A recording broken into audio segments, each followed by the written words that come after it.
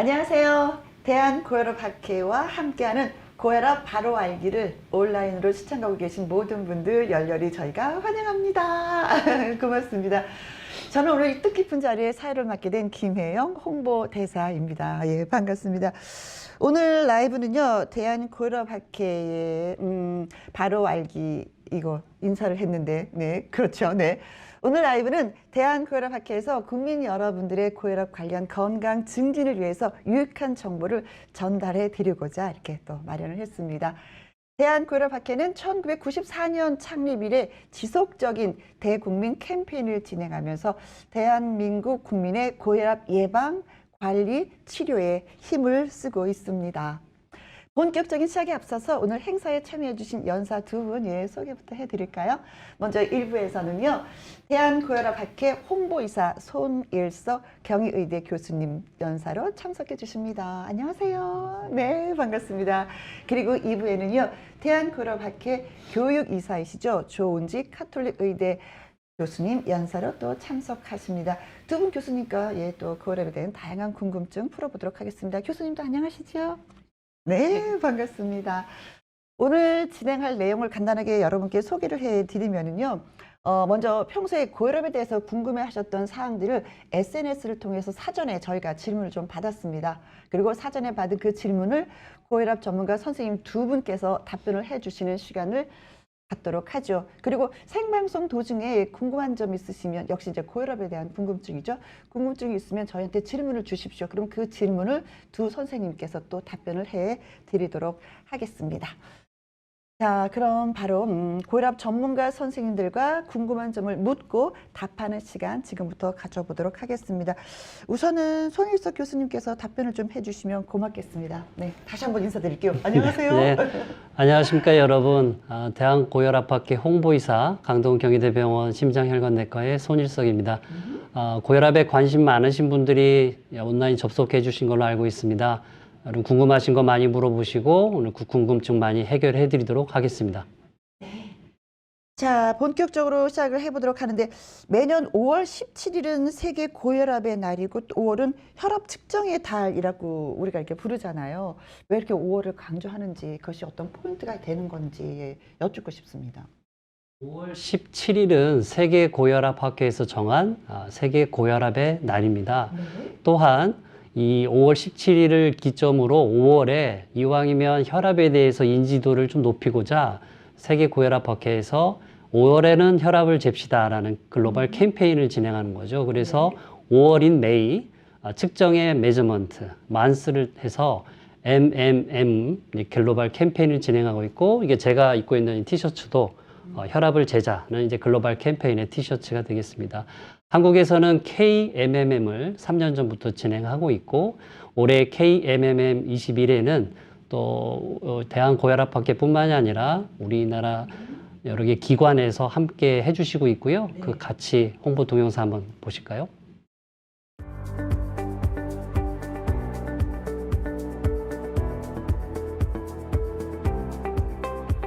전 세계인의 사망 위험 요인 1위가 무엇인지 여러분 알고 계시는지요?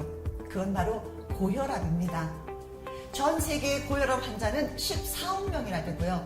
그중에 1,000만 명이 매년 고혈압으로 사망을 하고 있습니다. 우리나라는 성인 3명 중 1명인 무려 1,100만 명이 고혈압 환자이지만 자신이 고혈압인 줄 모르는 사람이 많습니다. 그러다 보니 고혈압 치료와 조절 역시 잘 안 되고 있습니다. 고혈압은 왜 무서울까요? 고혈압은 심장병, 뇌졸중, 콩팥병 같은 합병증을 일으켜서 조기 사망에 이르게 합니다. 특별한 증상이 없어 고혈압은 소리 없는 살인자라고도 합니다. 고혈압 예방 관리를 위해 평소 덜 짜게 먹는 식습관의 실천이 중요합니다. 고혈압을 알고 잘 관리하면 건강하게 오래 살 수 있습니다. 혈압 측정 캠페인을 통해 자신의 혈압을 알고 적정 혈압 유지를 위한 건강한 생활 습관도 챙기시기 바랍니다. 나와 가족의 생명을 지키는 가장 쉬운 방법. 혈압 측정을 합시다.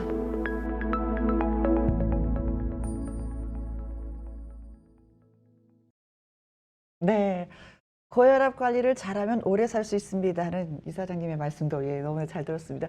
근데 제 주변에 진짜 고혈압으로 고생하시는 분이 몇 분이 계시거든요.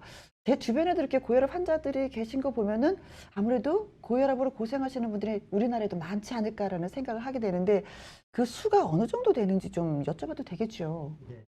나라가 조사한 거를 보면요. 네. 고혈압이 20세 이상 성인의 29%, 얼추 3분의 1. 이거는 전 세계적으로도 마찬가지인데요.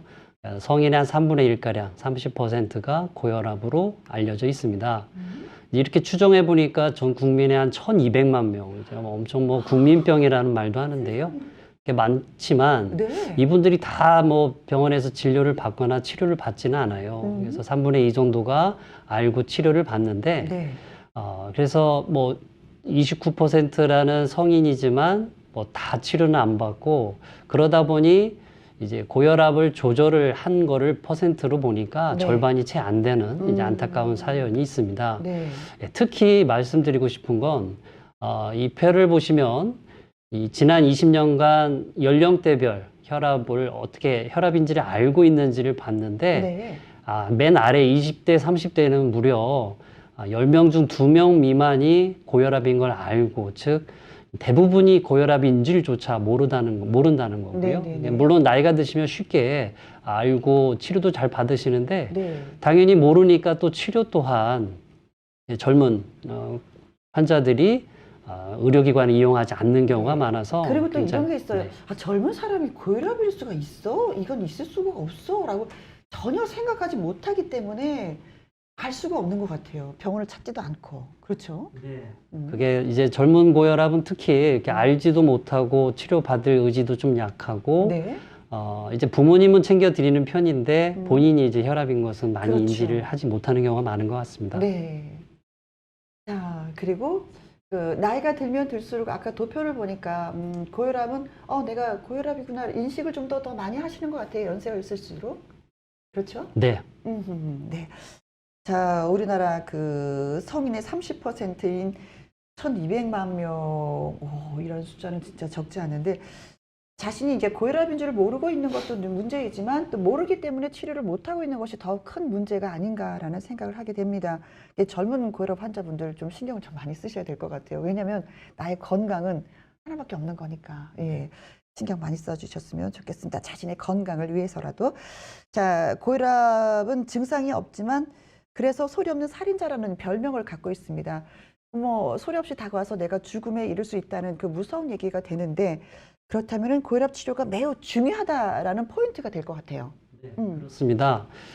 혈압 자체가는 이제 측정을 해서 혈압이 높다고는 하지만 네. 뭐 특별히 증상이 있는 건 아니죠. 그래서 고혈압은 자체는 증상이 별로 없지만 방치하고 오래 두면 결국 심뇌혈관 질환, 근데 뭐 심근경색이나 뇌출혈 같은 굉장히 심각하고 치명적인 병이 올 수 있기 때문에 네. 사망에까지 이르기도 합니다. 따라서 소리 없지만 치명적인 병까지 생길 수 있으므로 소리 없는 살인자라는 나쁜 별명이 있게 되는 거죠. 따라서 그렇게 치명적인 심뇌혈관 질환을 일어난 사망에 이르기 전에 고혈압을 꼭 치료해야 되는 것입니다. 네, 알겠습니다. 자, 지금까지는 고혈압과 합병증에 대해서 간단하게 여러분께 이제 말씀을 드렸고요. 이제는 사전에 SNS를 통해서 받았던 고혈압 관련 질문들을 두 교수님께 한 문제 드리도록 하겠습니다. 첫 번째 질문 받았거든요. 네이버 아이디 밥톨 브라더 짐님의 질문이 되겠습니다. 고혈압 증상으로 의식을 잃은 사람을 만나면 할 수 있는 응급처치가 있나요? 병원으로 빨리 이송하는 것만이 방법인가요? 하고 저희한테 질문을 해오셨습니다. 손일수 교수님이 답변을 해주시면 고맙겠습니다. 네, 사실 저런 상황은 일반인들이 만나고 싶지 않은 또 저희 또 환자 또한 저러면 안 되겠죠. 하지만 이제 가족 중에 갑자기 쓰러지면 당황하실 텐데 일반적인 심폐소생술 원칙과 같습니다. 주변에 다른 분이 있으면 재빨리 119에 도움을 요청을 하시면서 환자의 진짜 의식을 잃은 건지 흔들어서 깨워보고 숨 쉬는지 심장이 뛰는지 한번 확인하시고 심장이 안 뛰면 이제 심장 마사지를 하시는 것도 좋습니다. 따라서 애초에 이런 일이 있기 전에 심폐소생술, 적어도 심장 마사지 정도는 인터넷을 통해서거나 본인이 알고 계시면, 특히 저렇게 심장 질환을 앓고 있거나 고위험 환자와 함께 사시는 가족들일수록 그런 심폐소생술법을 익혀두시면 도움이 될 것 같습니다. 그렇습니다. 내가 어떻게 될지도 모르고 내가 사랑하는 사람이 어떻게 될지도 모르니까 진짜 심폐소생술은 그냥 간단한 방법으로도 우리가 생명을 살릴 수 있는 거니까 좀 익혀두시는 것이 너무나 바람직하지 않은가 그런 생각을 해보게 됩니다. 자, 친절하게 답변해 주셔서 교수님 감사드리고요. 두 번째 질문 또 넘어가도록 하겠습니다. 인스타 아이디 OHMANGCHI 님이 질문을 주셨어요. 고혈압 환자의 정기적인 검진은 몇 개월에 한 번씩 해야 적당할까요?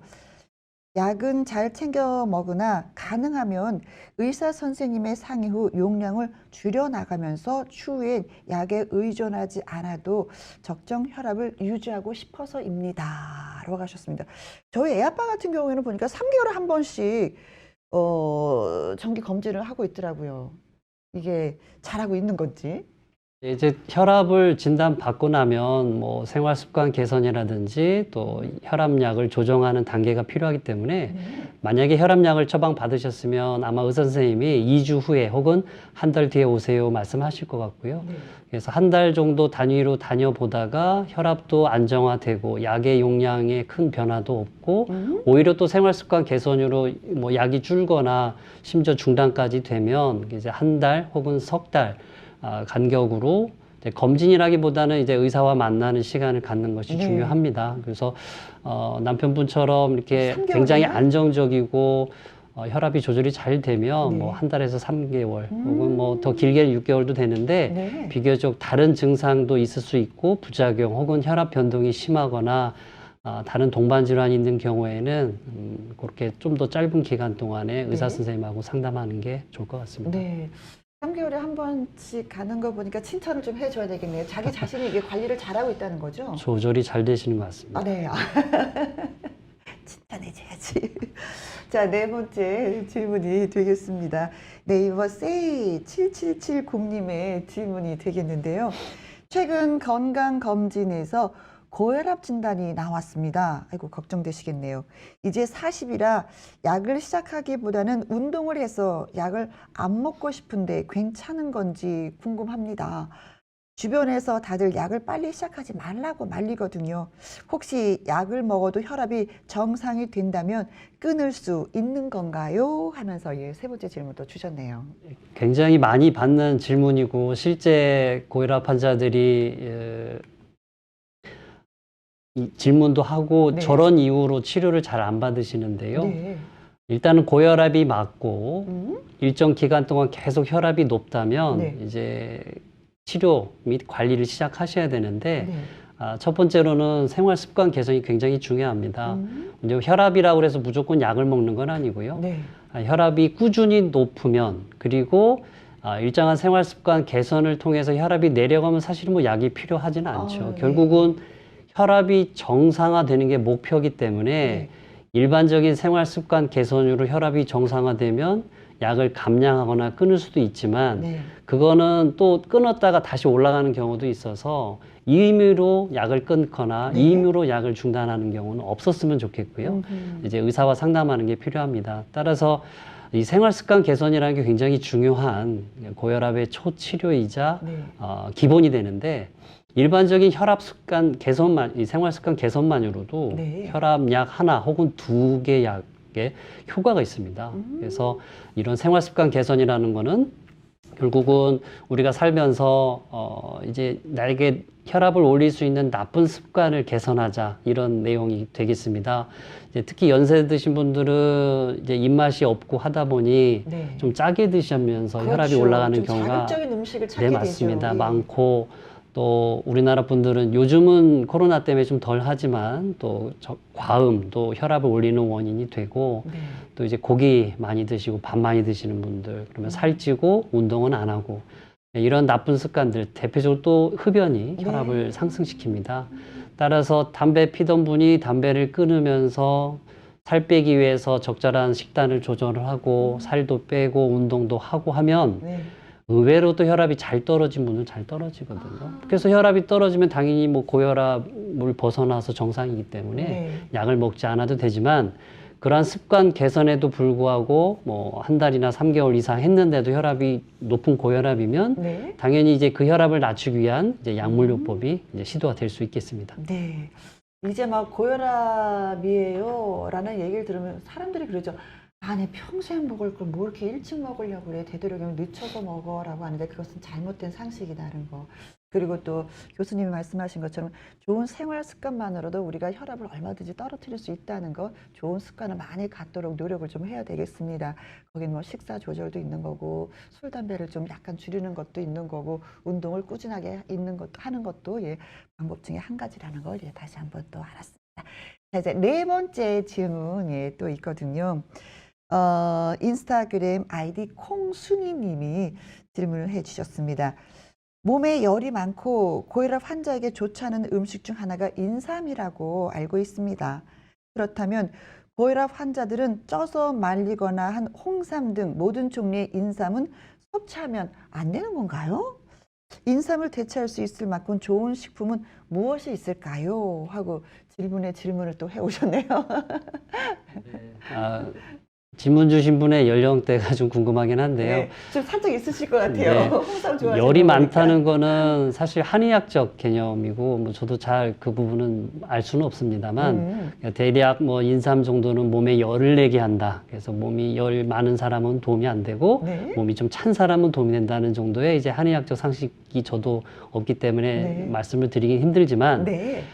일반적으로 고혈압인데 다른 동반 질환이 없고 특별히 뭔가를 해드리고 싶거나 먹고 싶은데 이 혈압이 걱정이 되신다면 일단 먹어보고 네. 그게 혈압을 올리거나 뭔가 몸이 좋지 않으면 사실 도움이 되는 게 아니기 때문에 안 드시는 게 맞을 것 같고요. 네. 또 뭐 인삼이 그렇다 치면 또 홍삼은 괜찮냐 여쭤보시는데 되게 이제 그냥 단순히 그런 순수한 식품 자체는 문제가 없습니다. 하지만 그거를 추출하거나 혹은 다른 거와 섞어서 먹는 경우 이 성분의 문제 혹은 그 약제와 한약제 같은 경우에는 특히 이 고혈압 약과의 어떤 상호작용 등 우리가 원치 않았던 그런 부작용들이 생길 수 있기 때문에 사실 저희가 어떤 뭐 이런 약을 먹어도 되나요 여쭤보면 가급적이면 네. 드시지 마세요라고 보통은 말씀드리고 있습니다. 알겠습니다. 네. 내가 너무 좋아해. 이게 있어야지만이 내가 좀 어떻게 체력을 유지할 수 있을 것 같아 라고 하실 텐데 살짝 한번 드셔보시고 그로 인해서 혈압이 오르면 끊는 것이 다라는 말씀이에요. 뭐 식품에 대한 문의가 꽤 많이 들어오는데요. 네. 앞서도 말씀드렸지만 우리 고혈압의 가장 중요한 건 나쁜 생활 습관 개선. 그 중에 우리나라 결국 먹는 게 굉장히 중요한데요. 네. 무엇을 먹어서 혈압을 좋게 하거나 혈압 환자에 무엇이 좋냐를 고민하실 게 아니라 네. 내가 어떤 행동을 하면 혈압에 좋을 것인지를 고민하시는 게 좋을 것 같아서 네. 결국 생활 습관, 즉 운동을 적절히 하시고 네. 너무 과식하거나 과음 하지 마시고 담배를 끊고 운동을 하고 또 결국 먹는다는 건 이 건강한 식단이 굉장히 중요하거든요. 그렇죠. 그래서 소금이 대표적으로 혈압을 올리는 거지만 기타 여러분이 아시는 건강한 이 것들이 굉장히 많아요. 먹고 싶은 거 진짜 많은데요, 고혈압 선생님. 환자들이 특히 젊은 고혈압제가 문제 많다고 했는데요. 네. 요즘 코로나라서 좀 어려울 수 있겠지만 직장 생활을 하면요.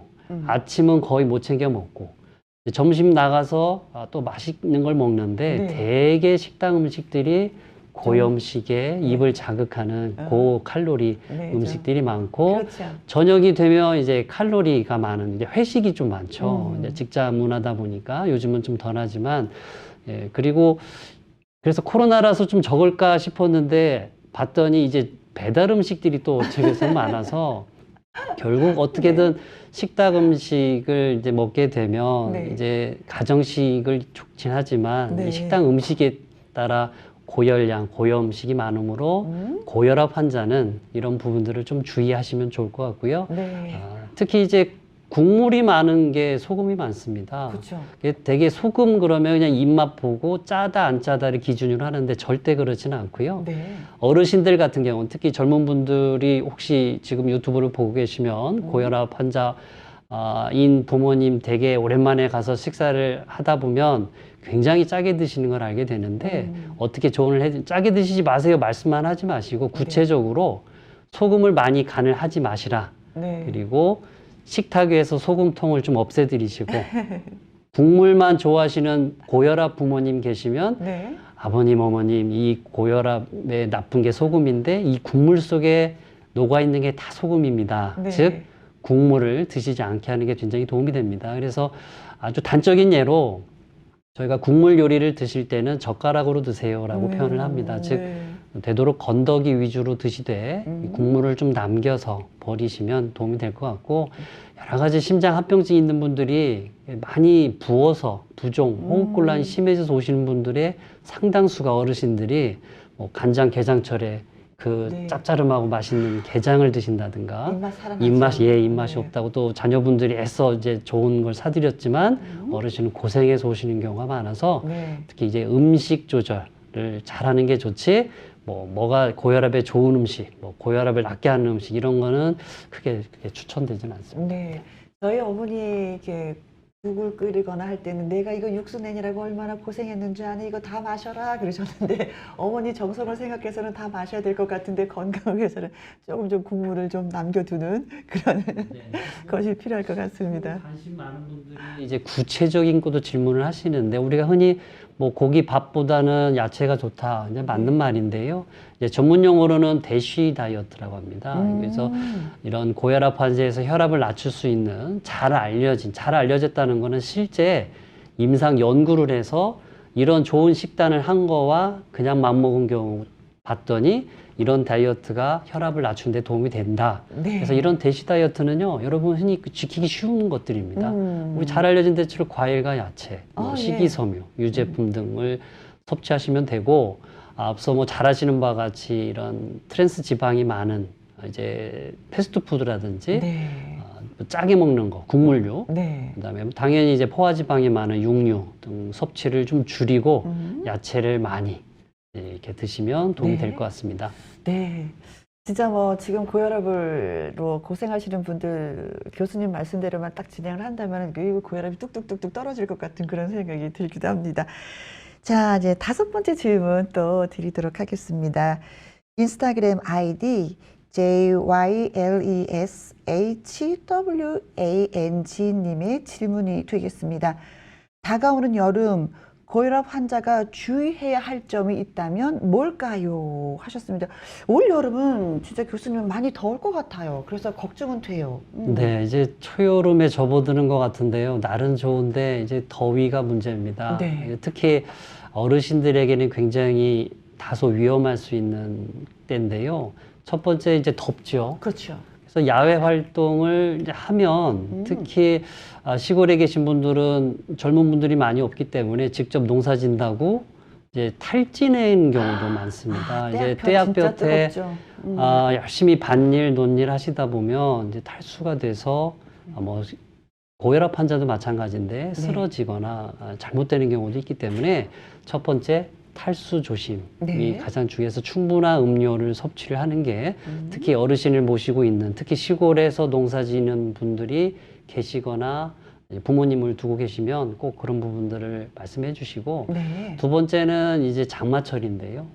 이제 비가 많이 오니까 이제 고혈압 환자들이 주로 실내 활동을 많이 하고 또 직장인도 마찬가지지만 에어컨, 또 선풍기 이런 거를 통해서 또 은근히 탈수가 됩니다. 이제 피부에서 열이 날아가기 때문에 네. 그래서 그런 탈수도 조심하지만 반면에 실내 활동이 많아진다는 거는 실외 운동이 좀 적어질 수 운동 있으므로 못한다는 얘기가 되죠. 특히 고혈압 환자에서 적절한 운동이 도움이 되는데 네. 비 온다고 집에만 가만히 계시는 게 아니라 요즘은 집에서도 할 수 있는 운동이 많이 나와 있습니다. 예. 오히려 홈 트레이닝. 코로나 시대라 홈트라고 그러죠. 네, 홈 트레이닝으로 집에서도 다양한 방법의 운동 방법이 나와 있으므로 저희도 유튜브를 통해 방송 중이지만 유튜브에 그런 여러 가지 홈 트레이닝 하는 좋은 운동들을 배워서 네. 장마철 같이 밖에 나가기 힘드실 때는 또 집에서 운동하시면 도움이 될 것 같습니다. 네.